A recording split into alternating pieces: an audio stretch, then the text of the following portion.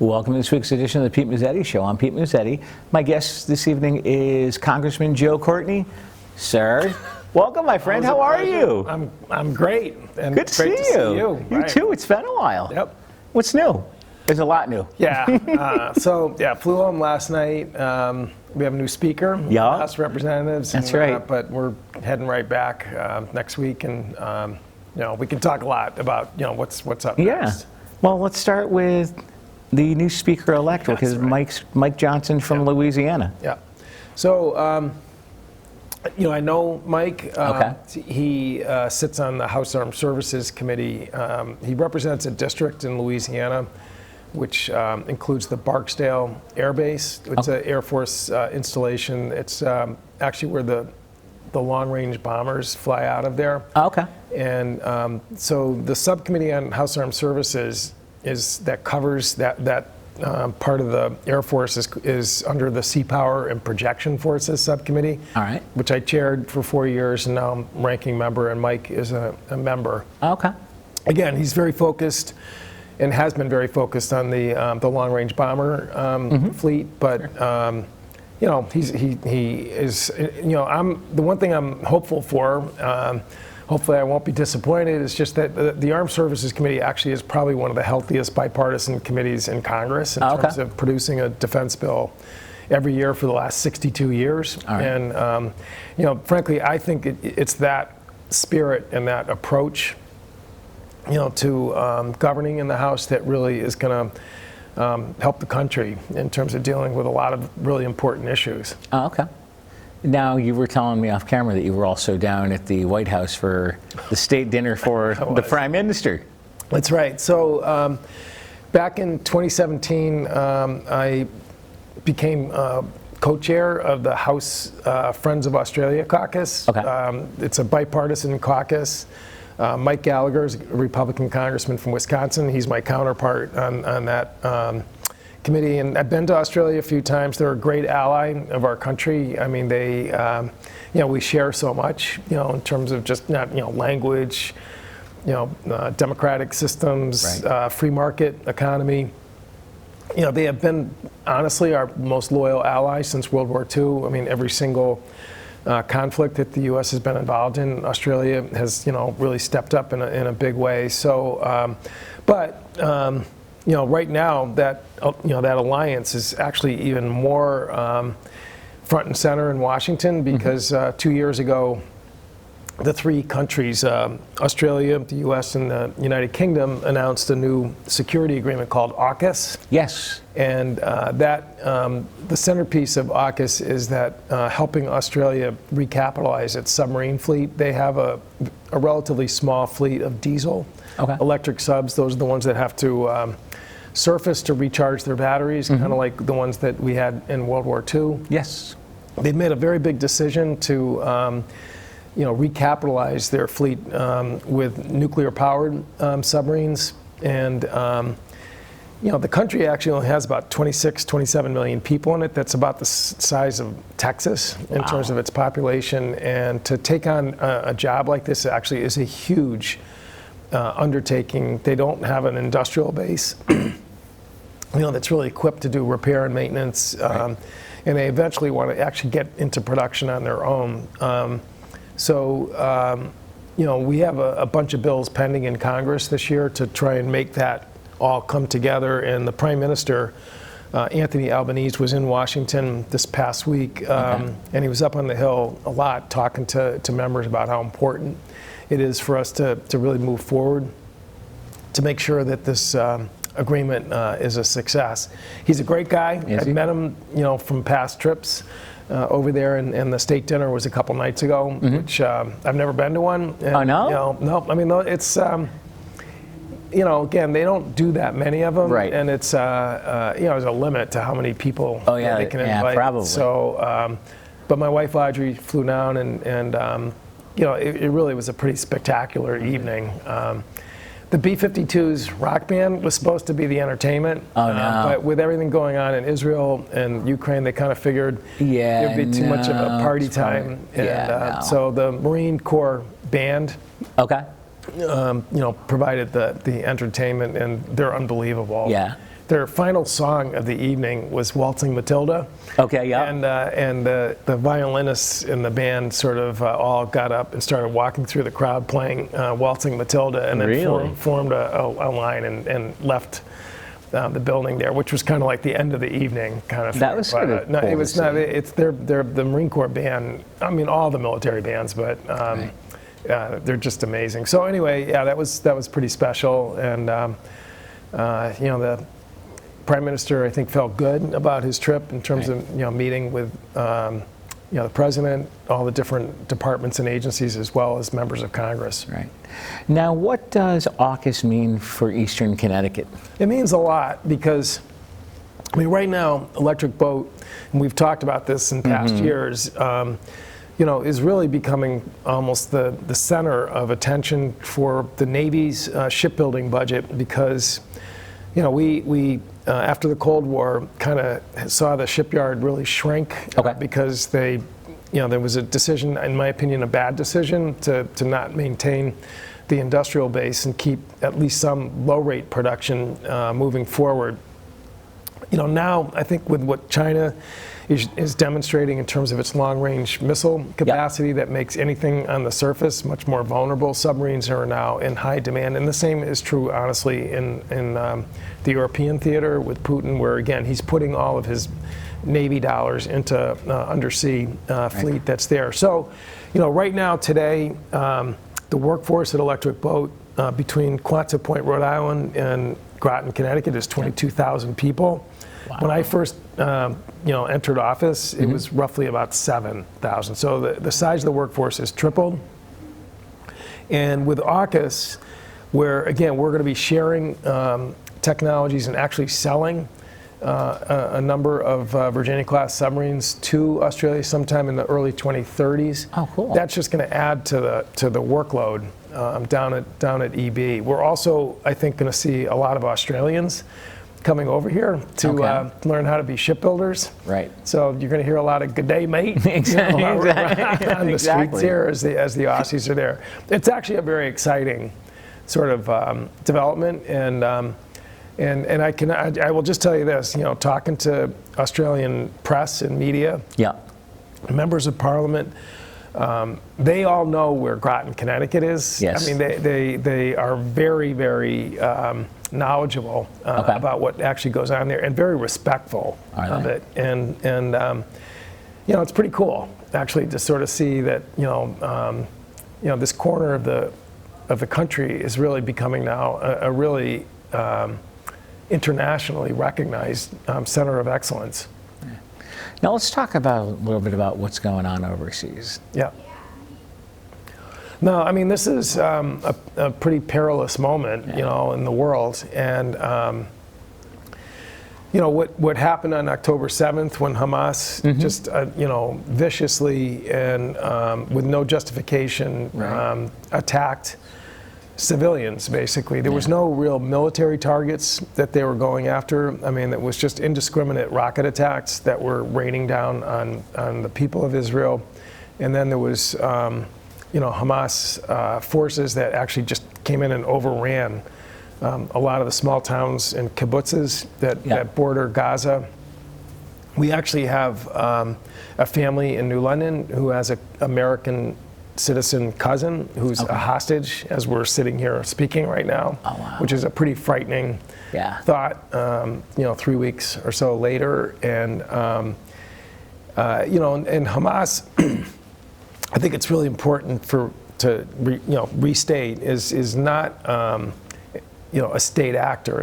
They're a terrorist organization. They were designated a terrorist organization under the Clinton administration. Okay. I mean, that's how long the U.S. has really identified them as almost like ISIS or Al Qaeda. Yeah. And certainly, the actions of what took place and just horrendous violence that they inflicted on people who were basically defenseless, is I think shows that designation of terrorist is justified. So, this has been to some degree a recurring problem. If you look at the number of times Hamas just has been sort of popping off rocket attacks into Israel. But this one really is of a scale and a magnitude that far exceeds anything that's ever been seen before. And that's why I think you've seen a lot of the countries in Europe, in addition to the U.S., who've really, again, stated that Israel has a right to defend itself. And at some point, they can't just sort of push back and then have a ceasefire and just it goes back to the status quo. It's like, wash, rinse, and repeat. Exactly. You're just seeing the same thing over again. So, I think there is going to be a much more concerted effort to uproot Hamas. And it is not going to be easy. I have actually visited Gaza once. It is an incredibly densely populated, slice of land that's there. And, I think every effort is going to have to be made to try and really reduce the harm to civilians that's there. But Hamas is, despite the fact they're very clever in terms of their sort of media manipulation, I would describe it. The fact is that they're not really helping their own people in terms of where they situate, where they keep their munitions and where their military assets are located there. I mean, they basically it puts civilians in harm's way directly. So it's going to be a very challenging situation that's there. I think the president, making sure that there's humanitarian aid that's, coming in through the border area with Egypt to make sure that people have help who are being driven from their homes is really important. And Israel, again, I think has to be really smart about this in terms of, like I said, reducing the risk to innocence. Exactly. Would you mind sticking around for another segment? Sure. All right, we'll be right back.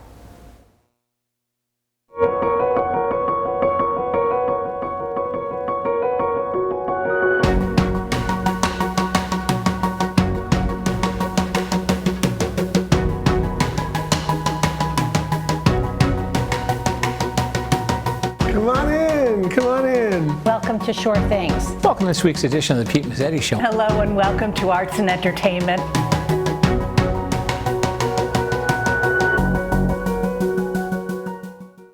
Community TV, your neighborhood TV. Publicly funded and a reliable partner for cable companies nationwide. It provides transparent coverage of local and state government, education, and public programming. A digital town green that can be watched anywhere, anytime, and on any device.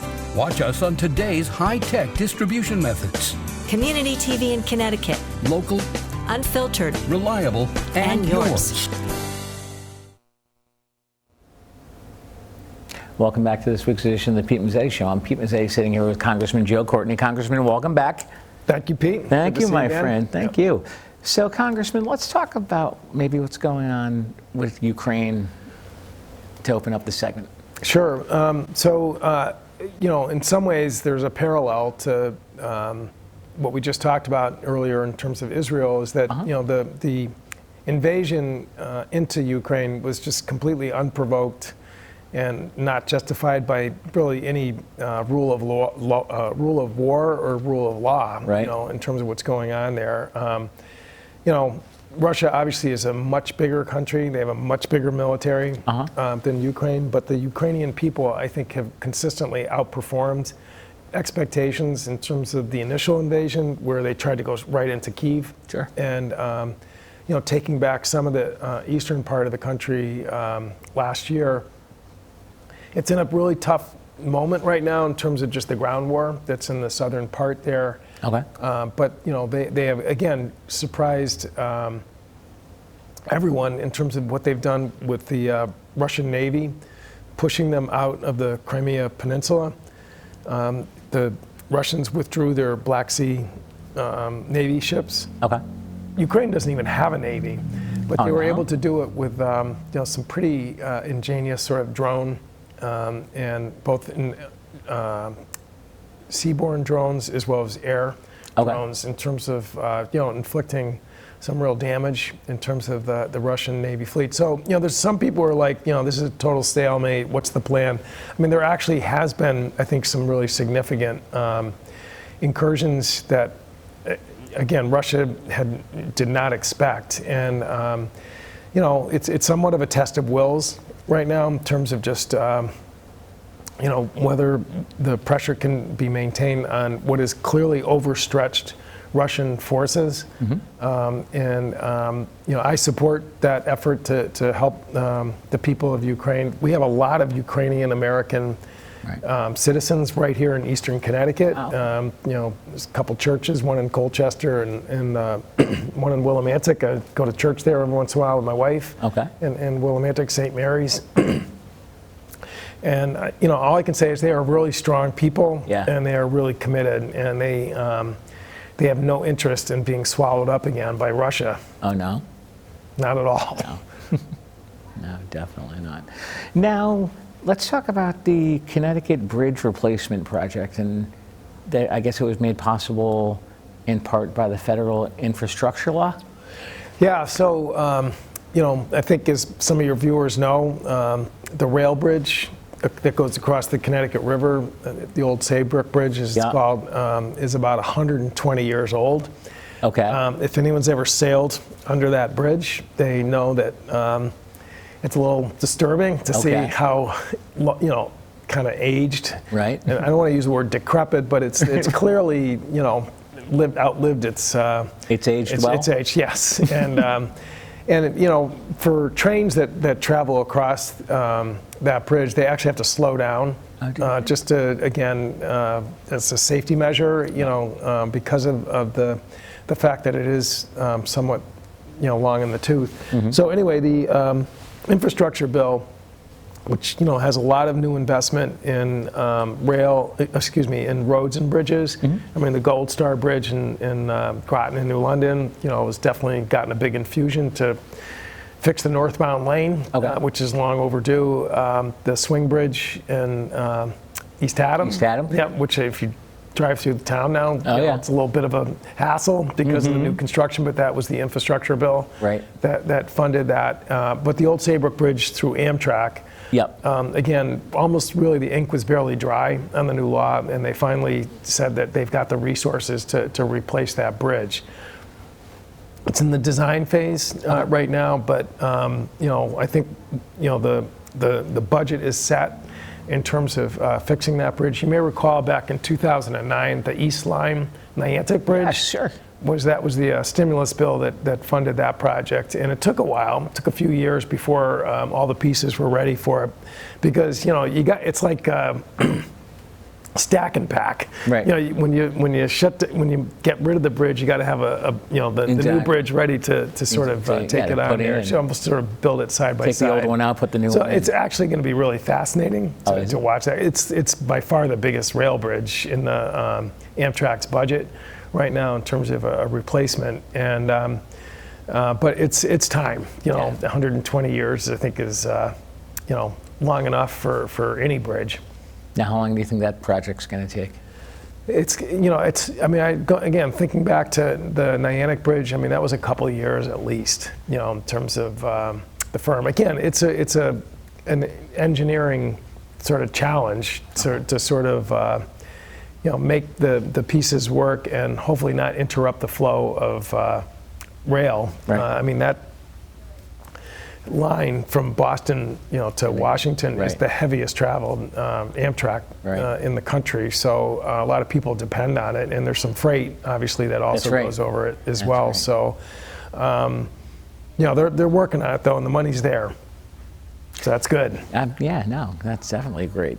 Now, Congressman, let me ask you this. Me doing what I do with this wonderful public access studio, how important is public access to you?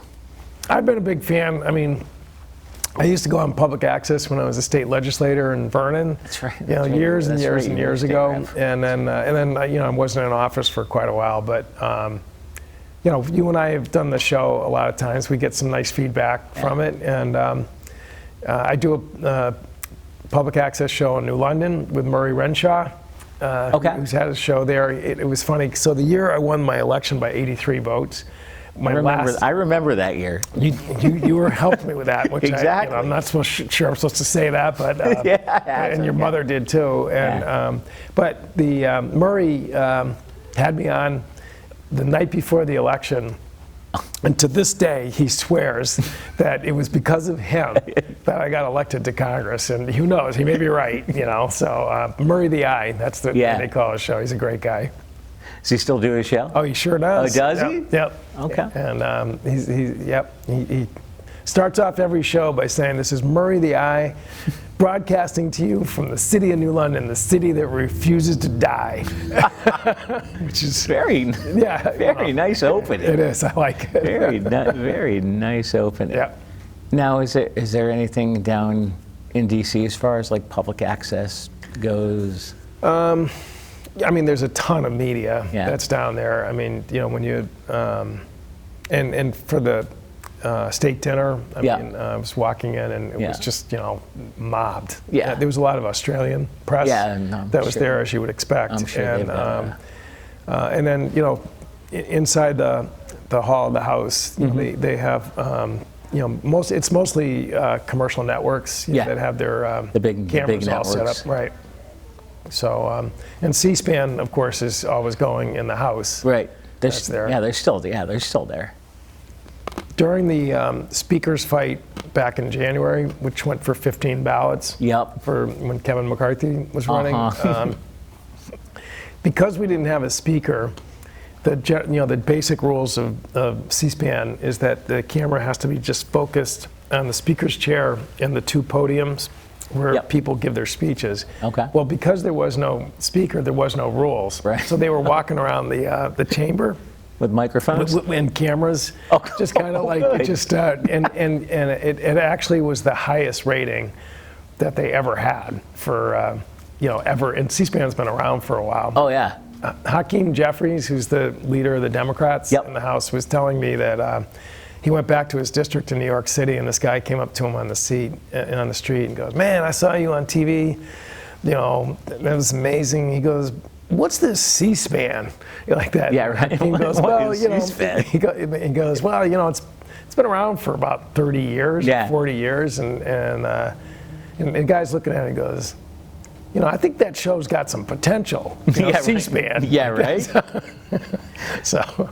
Hakeem Jeffries, I believe he was in Connecticut now. He was. I believe I saw that in the paper. Yeah, he was my guest at the Martin Luther King Scholarship fundraiser down at the Marriott Hotel in Groton. And he was passing through this area on his way up to Boston. So when I heard he was coming, I mean, there was probably about 400 people at the Marriott there. And he got up and just really impromptu remarks. He really is a brilliant orator, in terms of, and I mean, the room loved him. Yeah. So, and he, wasn't political. He was talking to the high school kids about, how important it is to, pursue their education, be ready for, what awaits them in the future. It was very inspirational. Speaking of education, let's talk about the education secretary who's from the state of Connecticut. He sure is. Miguel Cardona. That's right. Grew up in Meriden. He went to trade school at Wilcox Tech. First time ever we've had a Secretary of Education who's gone to trade school. And Central Connecticut State University, teacher, fourth grade teacher, became an assistant principal. He was assistant commissioner for the state of Connecticut. And they had a round table during the Biden transition, and there was a ton of people that were fighting to become Secretary of Education. Biden was so impressed with Cardona when they were doing it was a policy discussion that he's like, "I want that guy for my Secretary of Education." I mean, it was really, but I think he's the right choice. We had him over to Grasso Tech about a year or so ago to talk about trying to get the curriculum of schools to be widened to allow kids to get skills without having to go to college and pay lots of money and take on lots of debt. And Westbrook High School actually was successful in getting it's called the Career Connected High School program that the federal government is putting out sort of challenge grants to. Sure. And Westbrook High, I think was if not the first, one of the first in Connecticut to qualify for that. And again, the idea is that if kids go to trade schools right now, they're oversubscribed because people have sort of figured out. You learn how to be a welder, electrician, healthcare, entry-level position. You're gonna get hired like on the spot. Oh, absolutely. Right now in this, but the problem is that the trade schools are so overpriced that Cardona wants to sort of push out the curriculum to other comprehensive high schools like Westbrook High School or Rockville High School up in Vernon where I'm living. And I think that idea is brilliant. I mean, kids should have the option not to have to go through even a 2-year, let alone a 4-year college to think that they're going to have a chance in life. And Electric Boat just hired their 4,400th new hire. This year. Holy cow. And the trade schools, they just kind of sweep through the graduating classes there. They'll grab any kid who's gone through either Norwich Tech or Grasso Tech. And so anyway, I think the career connected high school, which again, kudos to Westbrook High School, is really the way that our education system should really branch out to give kids more chances. Absolutely. Congressman Courtney, we're out of time. I want to thank you for coming down. It's a We'll pleasure. see you soon. Okay. You got it. Thanks, Pete. Thanks, Joe. Yep. On behalf of Congressman Joe Courtney, I'm Pete Mezzetti. Thanks. Good night. We'll see you next time.